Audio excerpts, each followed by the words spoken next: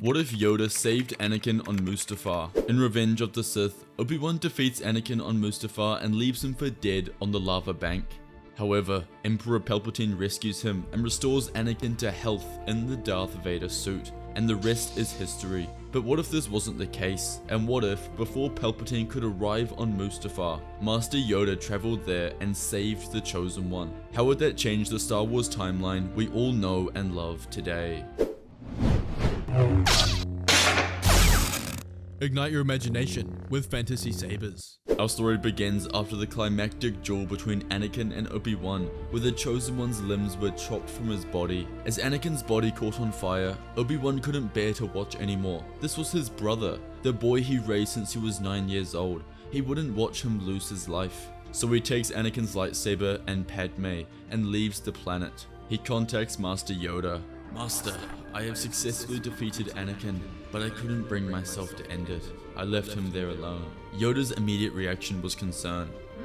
If alive Skywalker is, heal him, the Emperor will. Master, I don't think you understand the state I left him in. He's not Anakin anymore. He's been damaged beyond repair. There isn't anything the Emperor can do. A mistake leaving him was, Master Obi-Wan. Obi-Wan was distraught, and deep down, he knew he shouldn't have left him. Yoda sends him the location of Polis Massa and tells Kenobi to focus on getting Padme medical attention. What will you do, Master? To Mustafar I will go.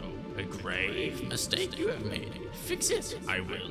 Obi-Wan hung up the call with his head in his hands. As Kenobi flies to Polis Massa, Yoda leaves for Mustafar. He arrives and follows Obi-Wan's directions to the lava bank, where he finds the crumbled and disconnected body of Anakin.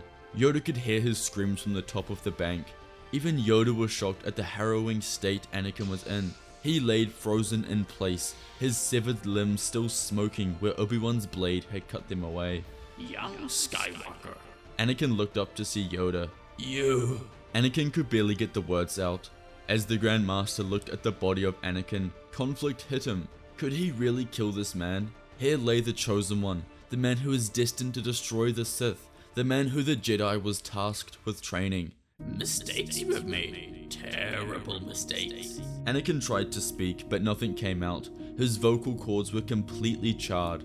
As Yoda contemplated what to do, he heard the sound of a starfighter hover above. Yoda immediately recognized the sound. It was Palpatine's shuttle. He knew he didn't have long. He had to make a decision now. Yoda closes his eyes. He thinks back to the Jedi Council's treatment of Anakin, of how they feared his power instead of helping him along his path. He should have been granted the rank of Master. He had earned it. As Yoda focused his senses, he looked deep within Anakin, where he found the last flicker of hope that shone within him. Failed you, we did. Too late, my apology may be. But try, I must, for the boy you were, and the man you may yet be. Yoda walks down the lava bank and uses the Force to lift Anakin into the air. He carries him back to his starfighter and places them on board, leaving the planet before the Emperor reaches them. Eventually, Yoda arrives at Polis Massa, where he carries the body of Anakin inside. Obi-Wan couldn't believe his eyes when he saw Yoda carrying Anakin. Master, you saved him. But why? Later, Obi-Wan. For now, in Bacta, Skywalker needs to be. A room next to Padme's was set up, with a large Bacta tank in the center where Anakin was placed. But he was under heavy confinement. His remaining limbs were clasped down, and the doors were heavily bolted to ensure that there was no chance he could escape. As Anakin began healing, Yoda and Obi-Wan went to Padme's room. Padme had just given birth to twins, who she named Luke and Leia, but she was clearly very weak. The medical droid told Obi-Wan and Yoda that for reasons they couldn't explain, she was losing the will to live. Obi-Wan stood above Padme as she grew weaker. Obi-Wan couldn't understand what was happening. Only a couple of days ago, he was saying goodbye to Anakin at the Jedi landing platform as he flew to Utapau. The Jedi were close to winning the war, but now Anakin had turned to the dark side, and his entire Jedi family was gone. He couldn't bear the thought of losing Padme too. Obi-Wan, is Anakin alright? He is alive, Padme. Don't give up on him yet. Please, Obi-Wan, let me talk to him. I can turn him back to the light. Mistake, that is.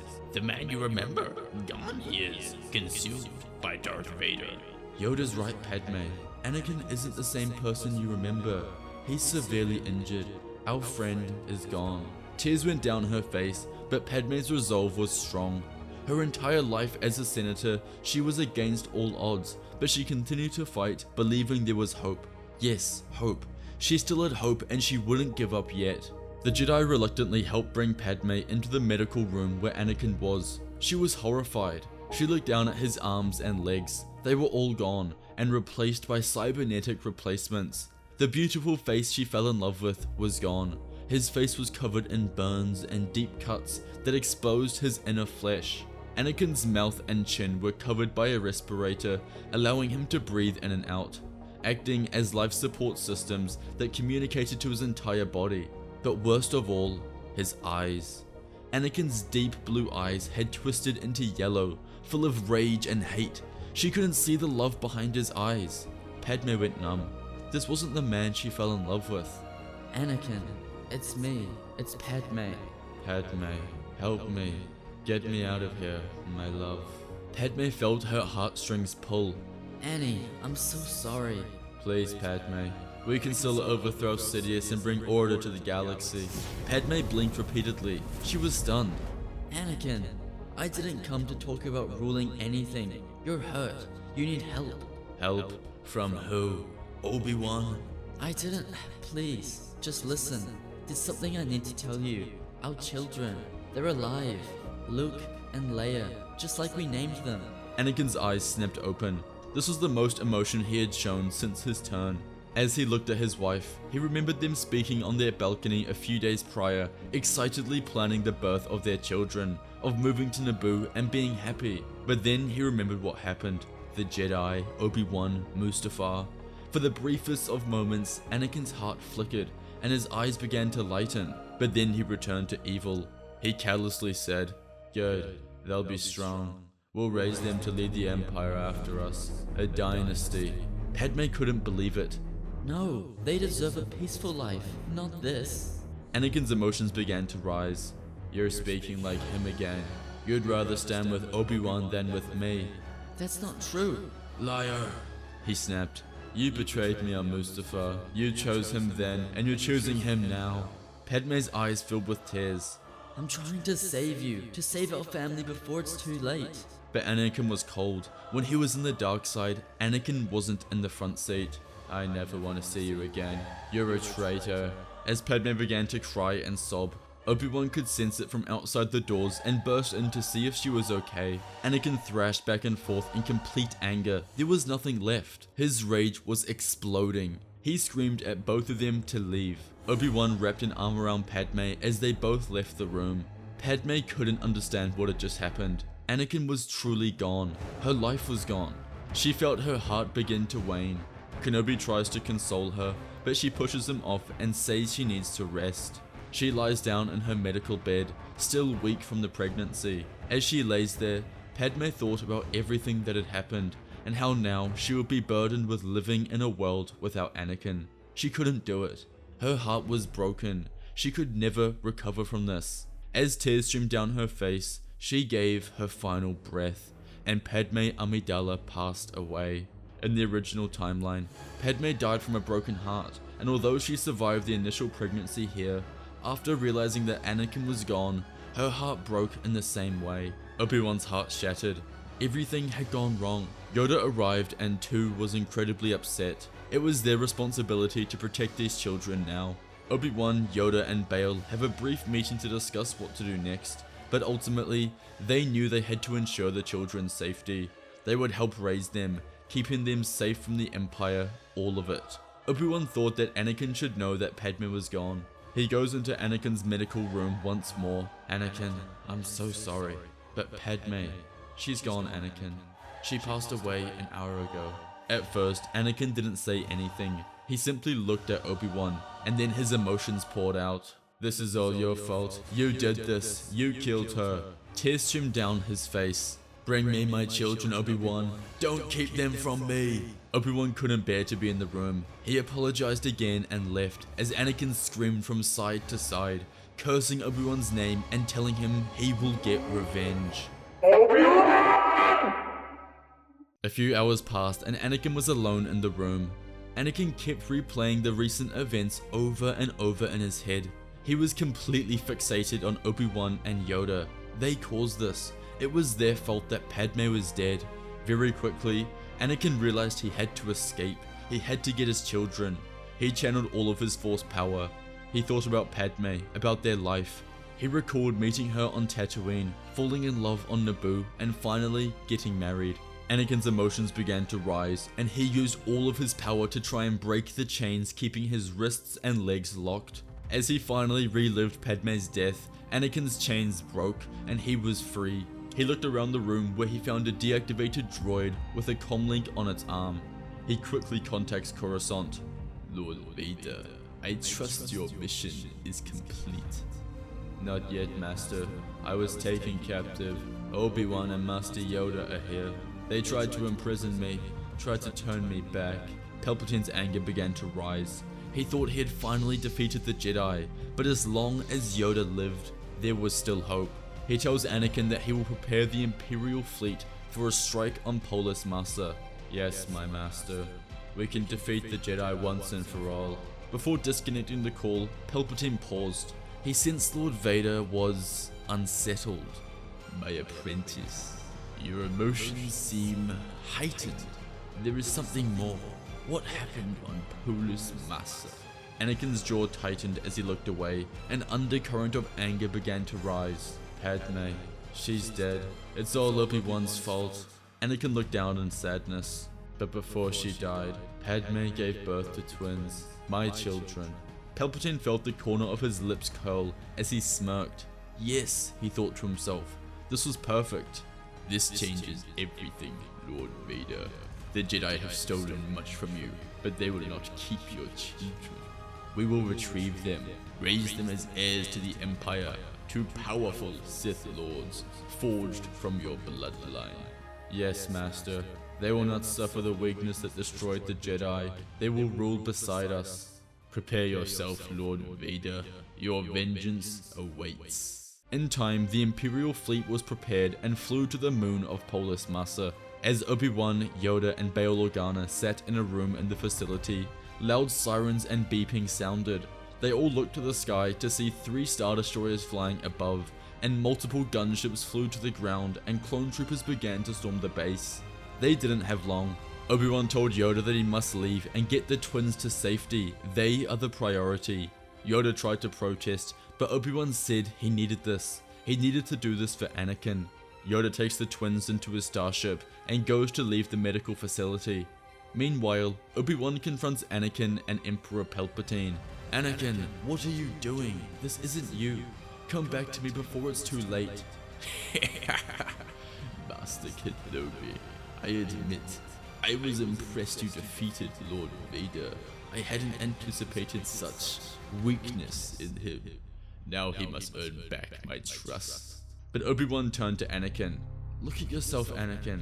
Look at what he's done to you. Palpatine is using you. He always has. You were never his partner, only a tool.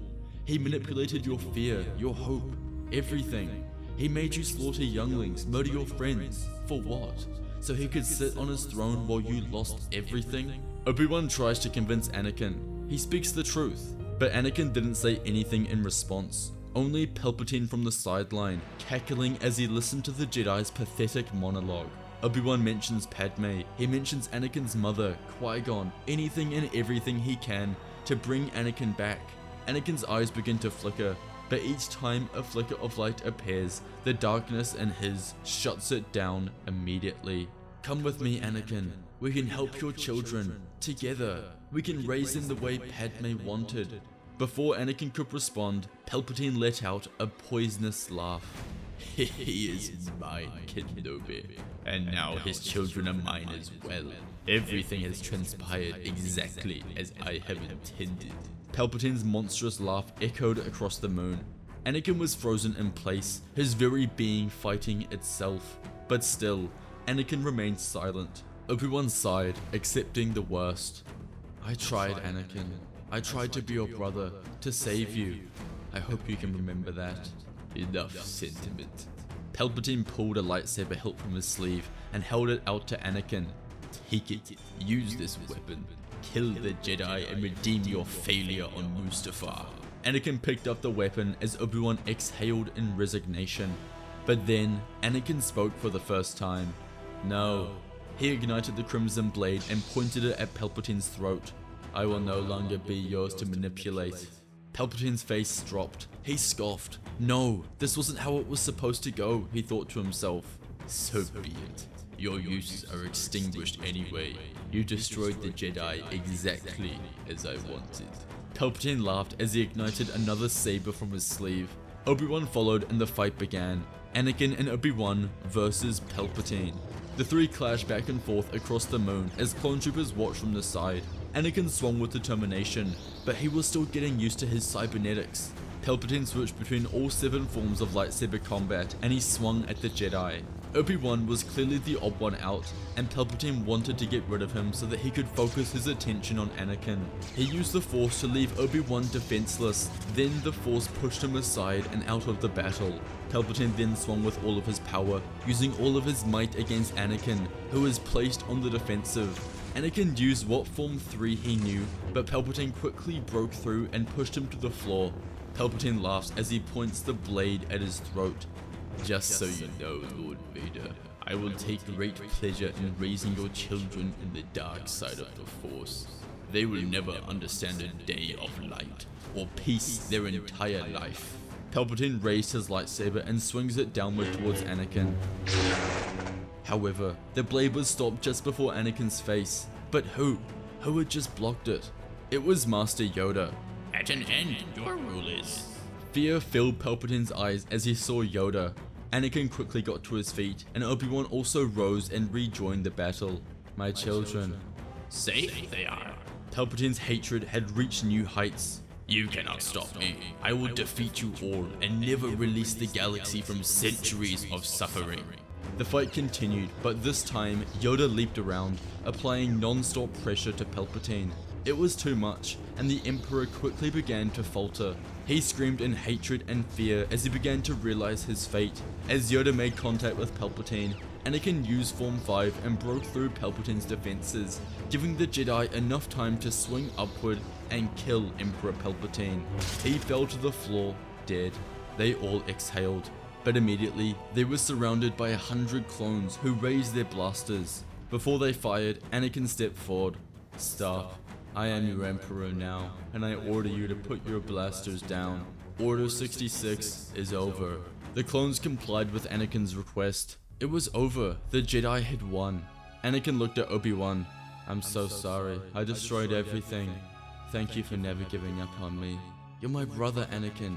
I knew you were in there somewhere. Anakin was incredibly distraught. He had lost almost everything. He thought back to Padme, and now he blamed himself. It was his fault that she was dead, no one else's.